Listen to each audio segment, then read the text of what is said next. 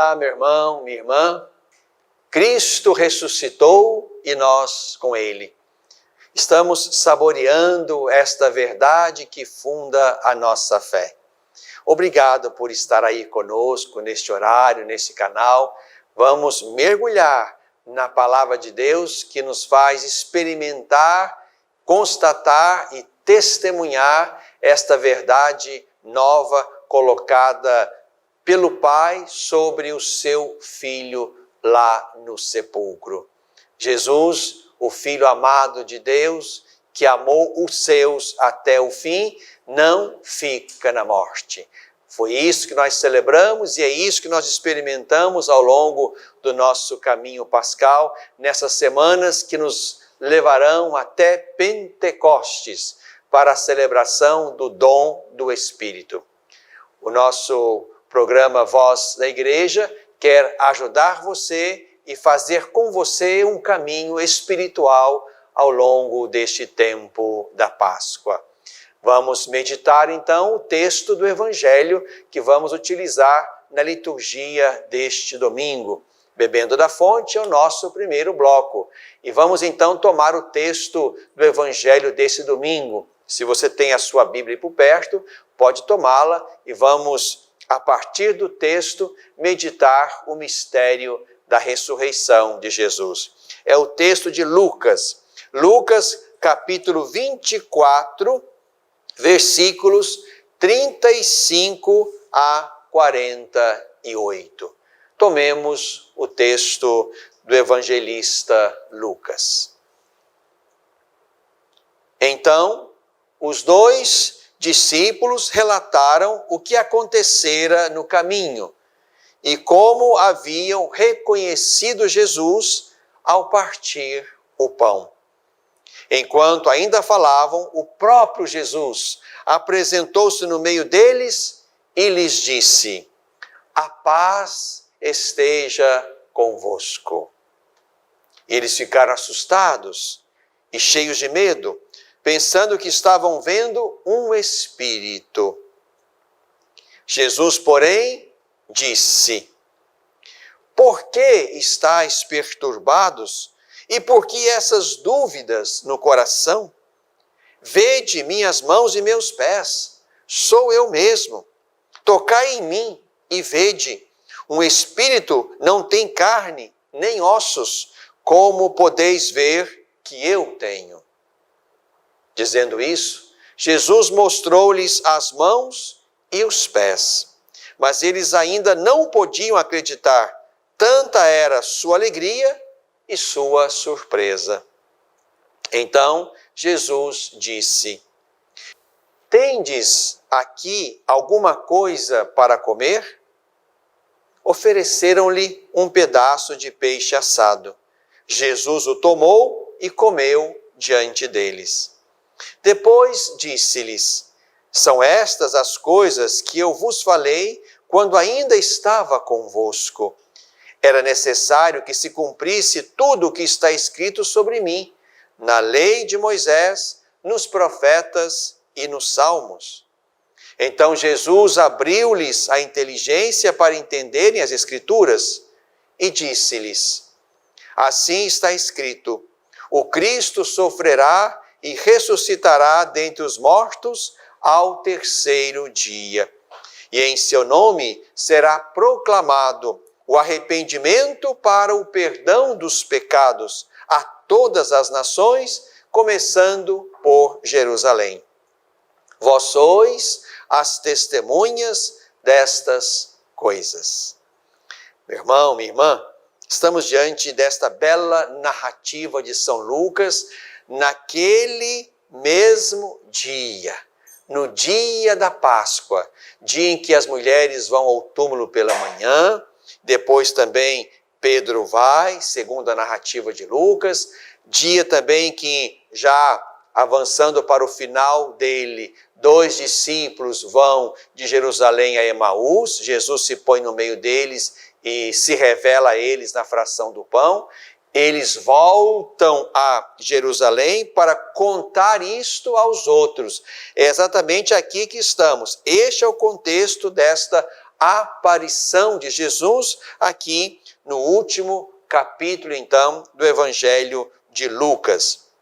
O que está aqui em questão é exatamente esse movimento da fé dos discípulos na direção desta nova realidade que Jesus experimenta. A fé na ressurreição, a fé no ressuscitado, foi um processo que teve que passar da incredulidade à fé. Os textos dos evangelhos mostram exatamente isto. A construção da fé pascal, até que ela de fato se consolidou mediante os sinais, a experiência do ressuscitado e tudo aquilo que a primeira comunidade cristã vai podendo saborear desta presença nova do Senhor Jesus. Aqui no texto de Lucas que nós ouvimos, Jesus, então, diante de discípulos assustados e cheios de medo, que pensavam estar vendo um espírito ou um fantasma, Jesus, então, os questiona sobre estes seus sentimentos. Por que estáis preocupados e por que tendes dúvidas no coração? Jesus não quer que eles pensem, e não é esta a verdade da ressurreição, que ali está um espírito sem corpo. Não. A ressurreição não é algo simplesmente para o espírito. A ressurreição toca a integridade do ser, corpo e alma. E isso também está posto em Jesus, o primeiro ressuscitado. Como pensavam os gregos, ou a mentalidade grega que circulava no ambiente do Evangelho de Lucas, não se trata de um espírito que circula sem corpo, como pensavam os gregos ser possível. A separação entre corpo e alma e a existência, digamos assim, desta alma ou desse espírito sem a sua dimensão corpórea. Não, o texto de Lucas quer afirmar a dimensão corpórea, ressuscitada e gloriosa do Senhor Jesus. Por isso, o texto de Lucas e a revelação de Jesus através desse texto faz questão de mostrar a corporeidade nova do ressuscitado. Jesus vai dizer aqui: vede minhas mãos e meus pés. Isto é, mostra os sinais da paixão, para fazer-os entender que este ressuscitado é aquele crucificado. Trata-se da mesma pessoa, sou eu mesmo. Jesus leva no seu corpo ressuscitado, no seu corpo glorioso, Jesus leva os sinais da sua paixão, da sua encarnação, onde ele experimentou a morte por amor de nós. Ele faz questão de dizer: toquem em mim, vede o meu corpo, vede a minha presença. Um espírito não tem carne nem ossos, como podeis ver que eu tenho. Essas palavras querem afirmar que a realidade nova colocada sobre Jesus toca o seu espírito e o seu corpo. Na ressurreição, também nós vamos experimentar este novo colocado sobre o nosso corpo. Trata-se de uma ressurreição plena, ressurreição corporal, de modo que retomemos também para o céu estas dimensões bonitas, corpo e alma, espírito e alma, espírito e corpo, que nós haveremos de também experimentar e assumir nesse tempo novo da nossa plenitude diante de Deus e do Cordeiro. Aqui, quando o próprio Jesus vai fazer questão de pedir algo para comer e comer diante deles, é para reafirmar que ali não se trata de um espírito, mas se trata de Jesus ressuscitado na sua inteireza, mas uma inteireza que não é como aquela de Lázaro, porque Lázaro voltou à vida, mas morreu. Ali, na situação de Lázaro, trata-se sim, não de uma ressurreição como esta, mas de uma reanimação. Aqui não, aqui estamos diante da ressurreição que dá a Jesus, na inteireza do seu ser, espírito e corpo, algo que torna Jesus capaz de entrar e sair, de estar com os seus, de ser conhecido em algum momento dentro da realidade nova que o seu corpo glorioso experimenta e manifesta. E Jesus faz questão então de ajudá-los a entender que tudo o que tinha sido dito de Cristo realizou-se nesse momento. E Jesus quer que eles e nós sejamos testemunhas disto. Vós sois as testemunhas destas coisas. O Senhor Jesus vive, nós vivemos com Ele. E a nossa experiência de fé nos faz pensar na ressurreição plena do nosso ser, onde diante de Deus no céu teremos também o nosso corpo glorioso que leva consigo o Espírito que define e assegura a nossa mais profunda identidade, assim como acontecera com Jesus, o primeiro ressuscitado. Bebemos da fonte.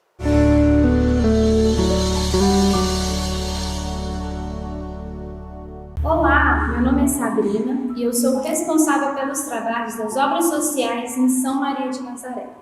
Nós cuidamos de uma instituição acolhedora para adolescentes do sexo feminino, uma comunidade terapêutica para adolescentes do sexo masculino, o serviço de acolhimento em família acolhedora e também o lar dos idosos. Venho falar com você sobre a destinação de parte do seu imposto de renda para os fundos da infância e também o fundo do idoso.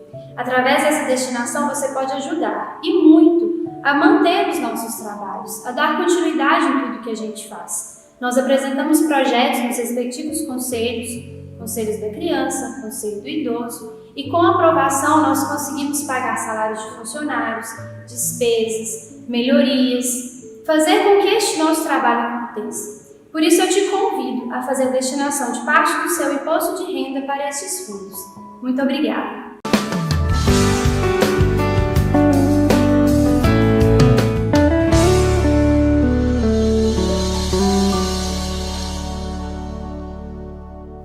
No coração deste tempo, estamos no tempo pascal.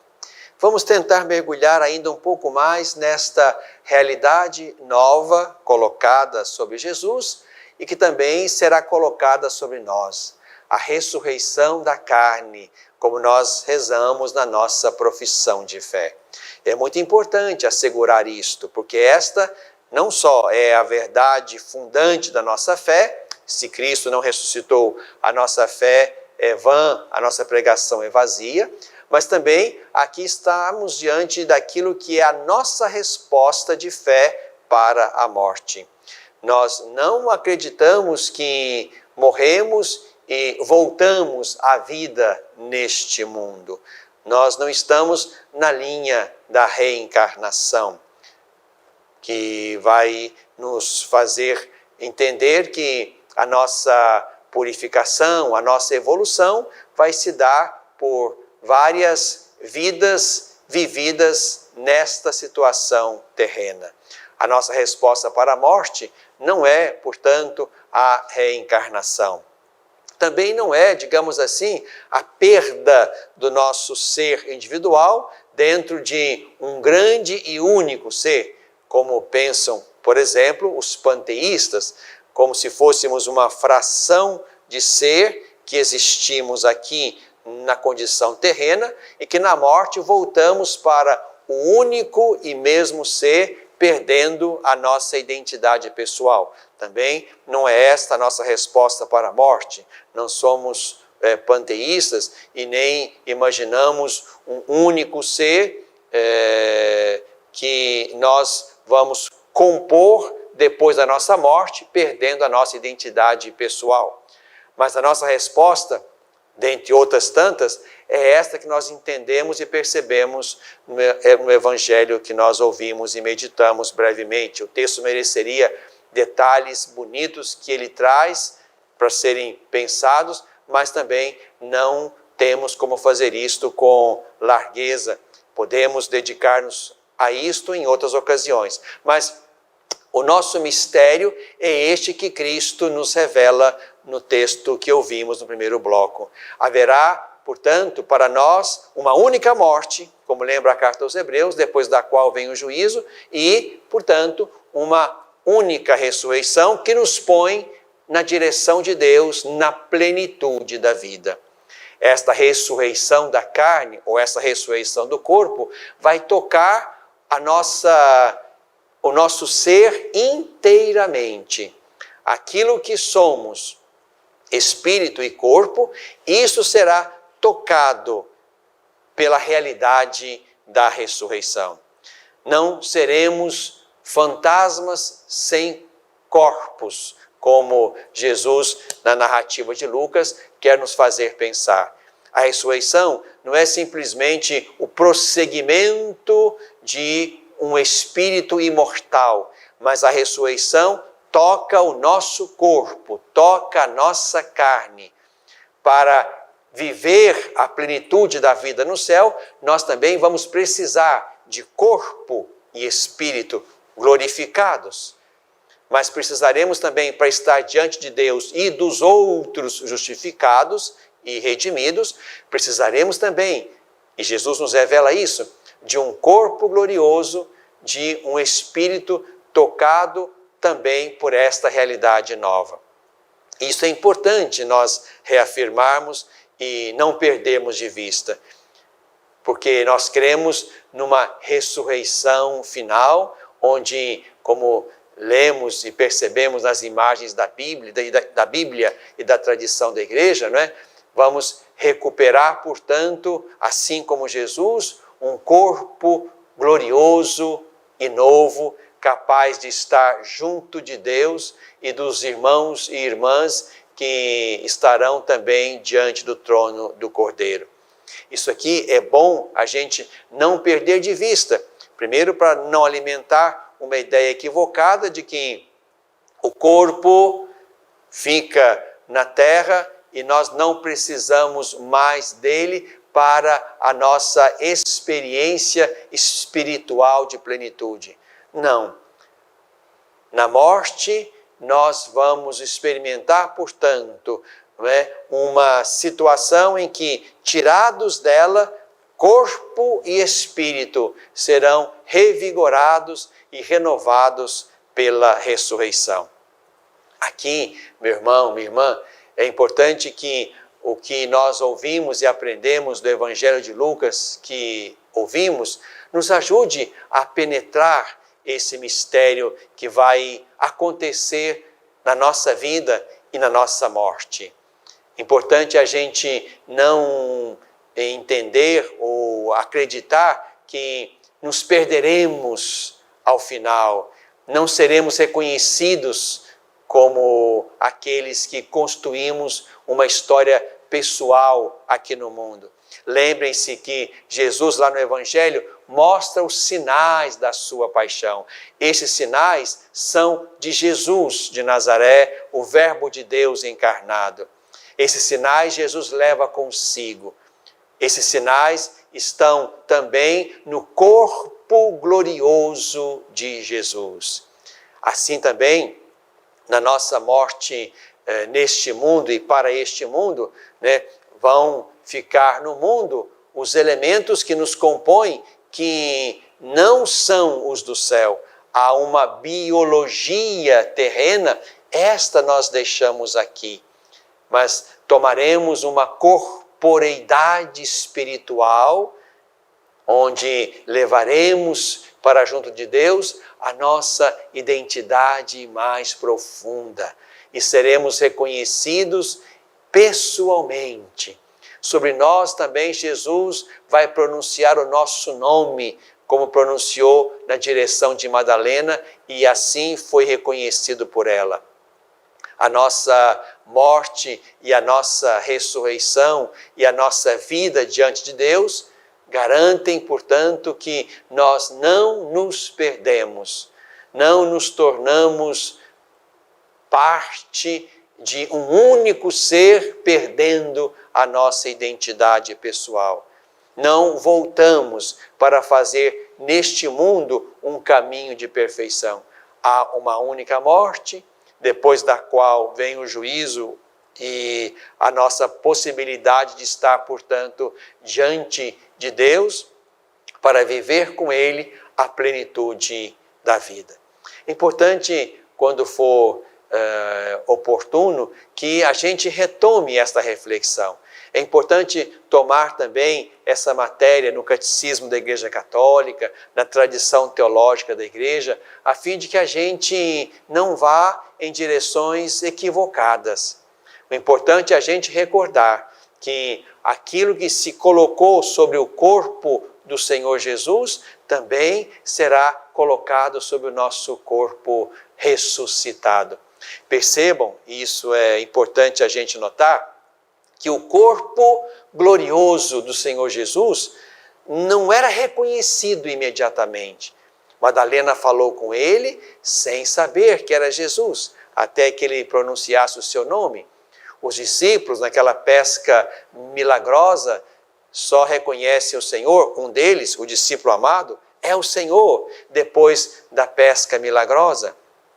O corpo glorioso do Senhor Jesus pode entrar e sair com as portas fechadas. Há um novo, portanto. Há um novo que se coloca sobre aquele corpo glorioso. E há uma continuidade. A continuidade é exatamente a constatação de que os sinais da paixão estão ali.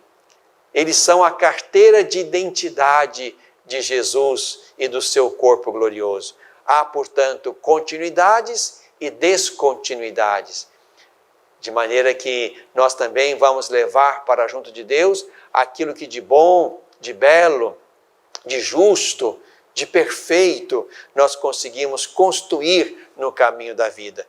Deixaremos no mundo aquilo que eram as condições para estarmos no mundo. O corpo biológico que neste mundo come, bebe, dorme, isto vai cessar. Essas dimensões cessam no nosso corpo glorioso, espiritual, justificado. Mas esse novo corpo terá como corpo de Jesus, portanto, as suas condições que o identifiquem como de Jesus, como o meu corpo ressuscitado e glorioso pelo poder de Deus. Vamos meditando sobre isto, pensando sobre isto. Esta é a verdade da nossa fé. A última palavra sobre nós não será dita pelo mundo. Não será uma palavra de morte, mas será dita por Deus sobre nós e será uma palavra de vida. Deus também grita sobre o nosso corpo morto a ordem de sair daquele lugar, de sair do túmulo, para que, ressuscitados, também possamos participar da grande e bela Assembleia Celeste, onde nos conheceremos, nos amaremos e estaremos para sempre diante do trono do Cordeiro, recebendo o amor que vem dele e fazendo circular esse amor como aquilo que identifica a comunidade do céu. Criamos nisto, meditemos esta verdade de fé e vamos testemunhá-la aos irmãos, no coração deste tempo.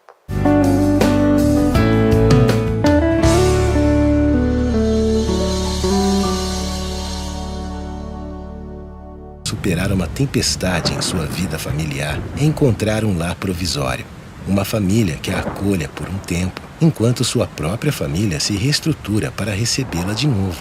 Essa é a proposta do Serviço Família Acolhedora. Transformar as dificuldades de hoje em possibilidades de futuro. Serviço Família Acolhedora. A tempestade passa, a vida continua. Participe e faça a diferença.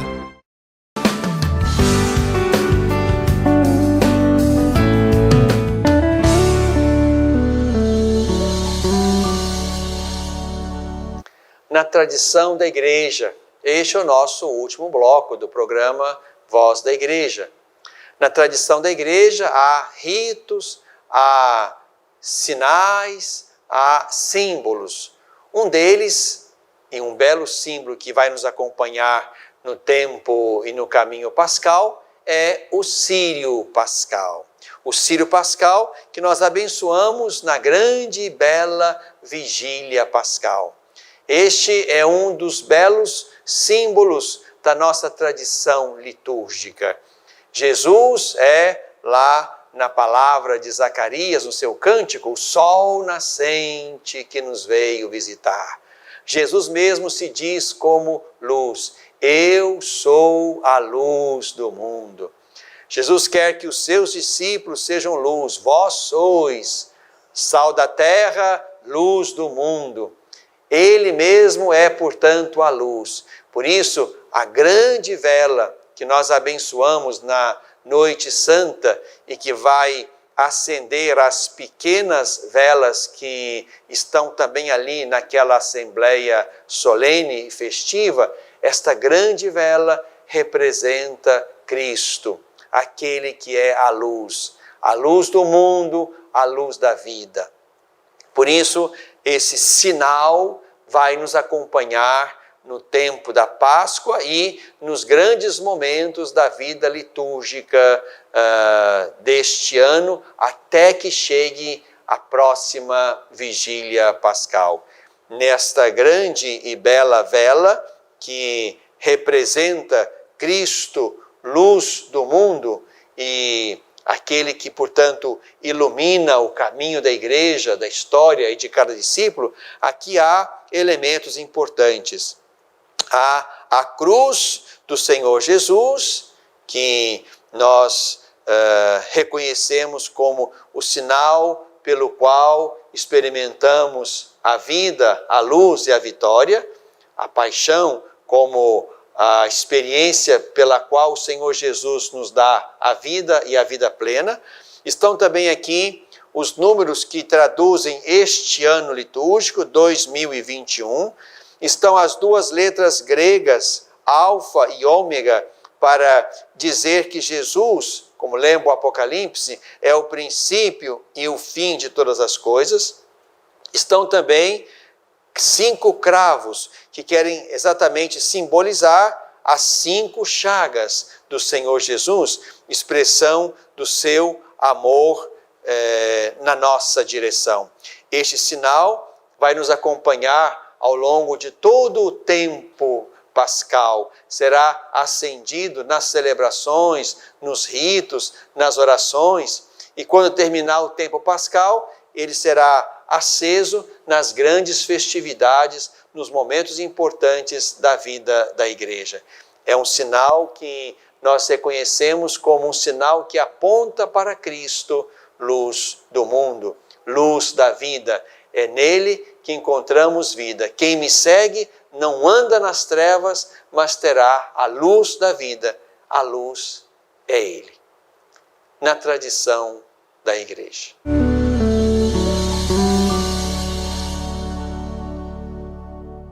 Você sabia que parte do que você paga de imposto de renda pode ser direcionado ao Lar dos Idosos de Divinópolis? É uma maneira bonita de expressar compaixão e de contribuir com os idosos de nossa cidade. Pergunte ao seu contador ou ligue hoje mesmo para o lar e se informe. É fácil e você destina parte de seu imposto para quem precisa. Lar dos Idosos de Divinópolis. Cuidado e amor na hora certa.